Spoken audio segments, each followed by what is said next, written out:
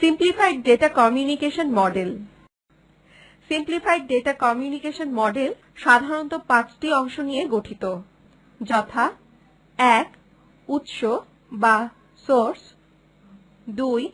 প্রেরক বা ট্রান্সমিটার, 3. মাধ্যম বা মিডিয়াম অর্থাৎ ট্রান্সমিশন সিস্টেম, 4. গ্রাহক বা রিসিভার, 5. গন্তব্য অর্থাৎ ডেস্টিনেশন। উৎস। ডেটা কমিউনিকেশন উৎসের কাজ হচ্ছে ডেটা তৈরি করা। উৎসের উদাহরণ কম্পিউটার, টেলিফোন ইত্যাদি। প্রেরক।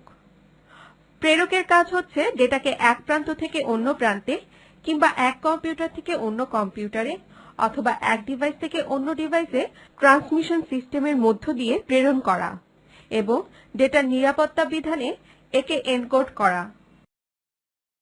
উদাহরণ মডেম কম্পিউটার থেকে ইনপুট হিসেবে ডিজিটাল ডেটা গ্রহণ করে এবং ট্রান্সমিশন সিস্টেমের মধ্য দিয়ে চলাচলের উপযোগী করার জন্য ওই ডিজিটাল ডেটাকে অ্যানালগ সিগন্যালে রূপান্তর করে। মাধ্যম, যার মধ্যে দিয়ে ডেটা ট্রান্সমিট হয় সেটিই মাধ্যম, যেমন তার কিংবা বাতাস। গ্রাহক।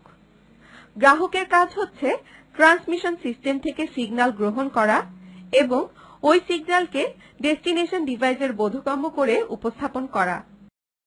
গ্রাহক প্রান্তে মডেম ওই অ্যানালগ সিগন্যালকে ডিজিটাল ডেটাতে রূপান্তর করে। গন্তব্য বা ডেস্টিনেশন। গন্তব্য ডিভাইস রিসিভার থেকে প্রাপ্ত অরিজিনাল ডেটা গ্রহণ করে। উদাহরণ কম্পিউটার।